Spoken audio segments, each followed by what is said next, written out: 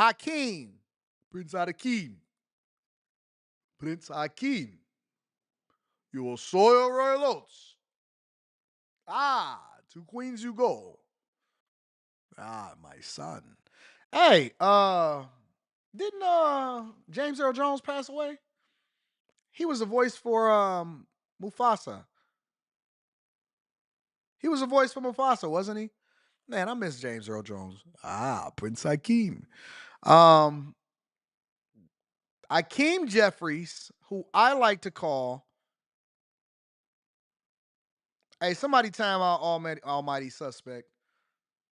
Somebody time out Almighty Suspect, because the one thing that we not gonna do, and two things is for certain, is to get out of line when it comes to being sassy inside of the chat.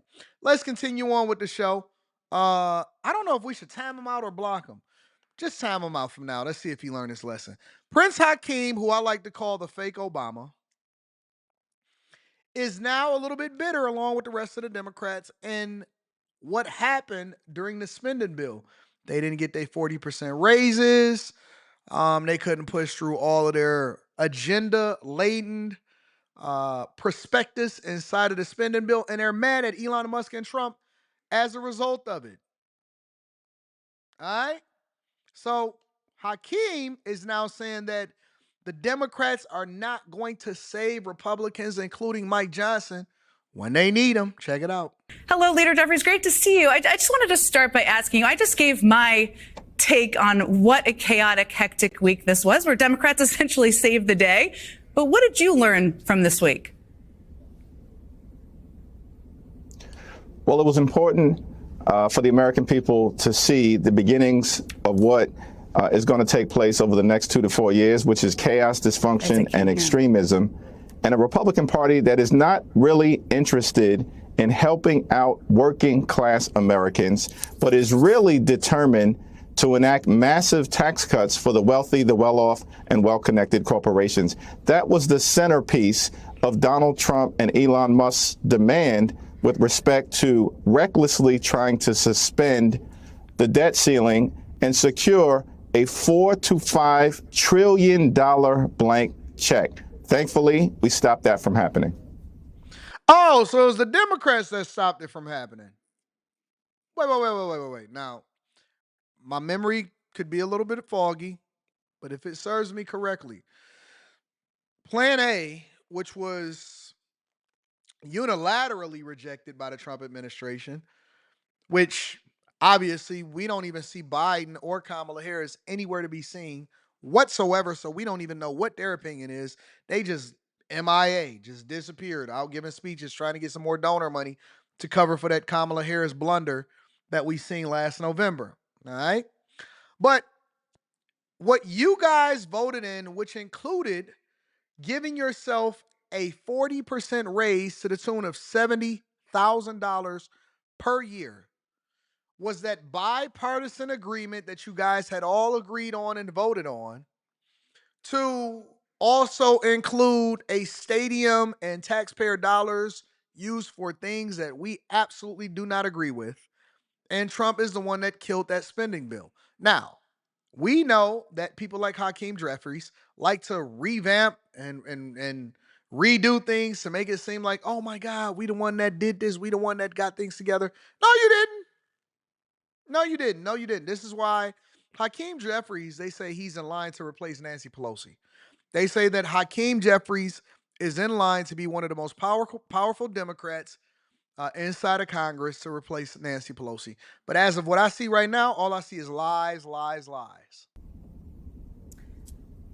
It's been quite a week, and one of the things I talked about a bit here, Leader Jeffries, is that Elon Musk, we saw Elon Musk take kind of a powerful role in his power over the Republican caucus. That surprised me, I guess. Maybe it shouldn't have. Did anything about how he wielded his power surprise you? Well, many people throughout the Capitol are saying that he has perhaps emerged as the leader of the Republican Party moving forward. And we'll have to see how that plays itself out over the next few weeks, next few months, and next few years. As House Democrats, our position is simple. There are three things that we should all be focused on in connection with the American people. First, lowering costs. Second, bigger paychecks for hardworking American taxpayers. And third, securing safer communities. That's going to be our North. What is Hakeem talking about? This is the party of defund the police.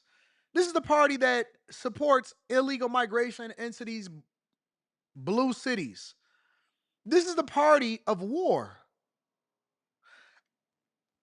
Do they just, honest to God, and I'm genuinely wondering this, do they just say stuff?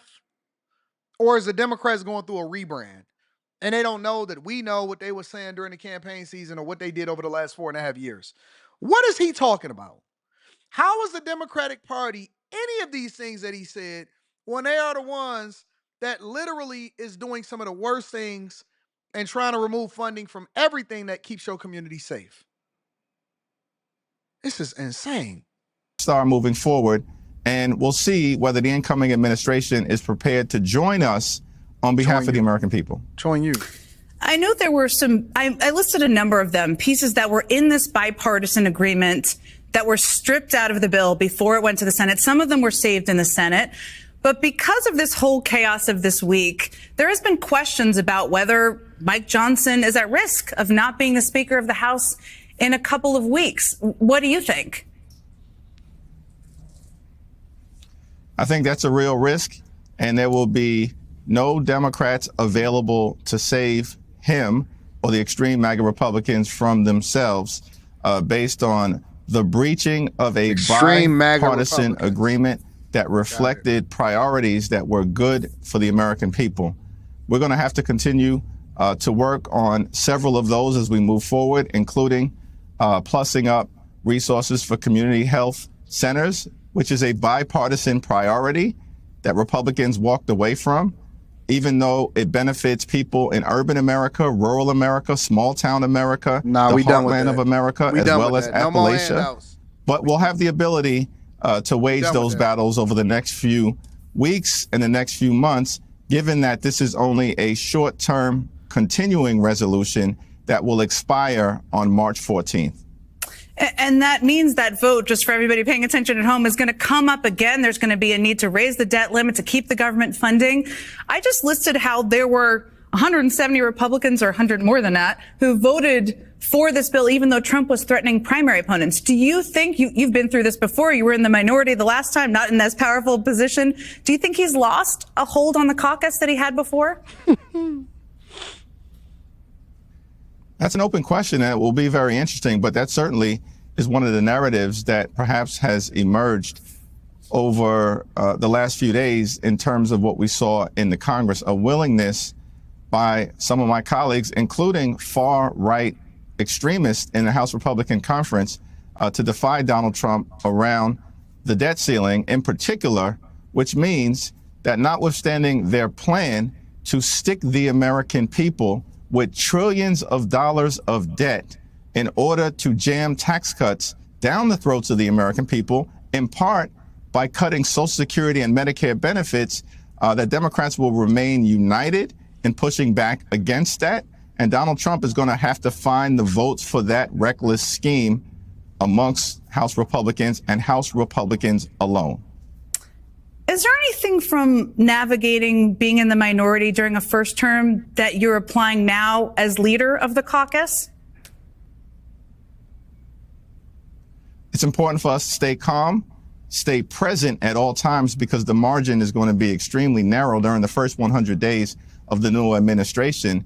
The margins will be about 217 Republicans and 215 Democrats. Even at full strength, House Republicans will be at 220, will be at 215. That's the narrowest majority of any party since 1931.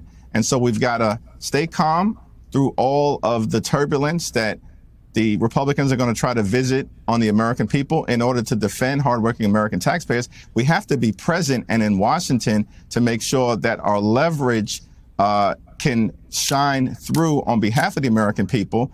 And we, of course, have to stay unified in fighting for the things that matter, which first and foremost is to lower costs for everyday Americans, for working class Americans, and for middle class Americans? I don't trust Hakeem Jeffries even a little bit. You know, the one thing that Obama had is Obama always had the ability to communicate. Like he was kind of a lot more smooth, he was more chill. You know what I'm saying? He could really get it popping, all of that stuff. Hakeem Jeffries, he's like a robot. He's almost like the Manchurian Candidate, but without the suaveness. Without he's like an AI robot. He lies. He doesn't give any any real context to what he's saying. He just speaks in generalities all the time. He makes wild threats and say what they ain't gonna do. Y'all need to get in there and do y'all job.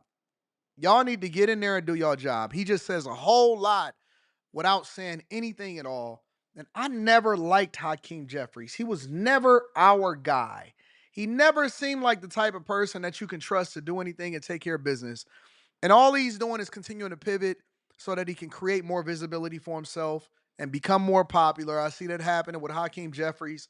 I see Jasmine Crockett pop up every other day on MSNBC, and she's always spewing a narrative about how she doesn't agree with Trump and how she doesn't agree with Elon Musk.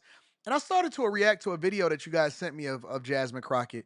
But Jasmine Crockett, she needs to atone for and account for all of the stuff that she promoted under the Kamala Harris regime and how she supported her to become president of the United States of America. You know, I'm so thankful. I seen a conversation from Ben Carson on a stage, and he was talking about how beneficial it was. And I'll probably go over that speech maybe tomorrow or maybe on the Anton Daniels channel. But he was talking about how beneficial it was for the American people to actually not get Trump in 2020 because we didn't appreciate it. We didn't appreciate the cost cutting. We didn't appreciate the standing up for the American people. We was seriously just complaining about the fact that hurricane victims was not getting the help and the assistance that they desperately needed from this administration that's currently in office. For some reason, everybody is literally forgetting that we still have Kamala Harris and Biden in office. And one of the things that was very, very, very important to bring out, which I thought that Trump and JD Vance did beautifully, is they would often ask Kamala Harris, why aren't y'all doing something right now if this is what you want to do? You've had 3.5 years, almost 4 years to save the middle class and lower cost of living and raise wages and take care of business and solve for our crisis when it came to the immigration issues and to rein in the trade deficit and fix what's going on with all of these wars with Russia and Ukraine and Taiwan and China and our international relations. You guys have had all of this time to take care of business, and you're already criticizing Trump, and he hasn't even taken office yet. You're already criticizing our current president, and he hasn't even taken office yet. We'll get there. We'll get there.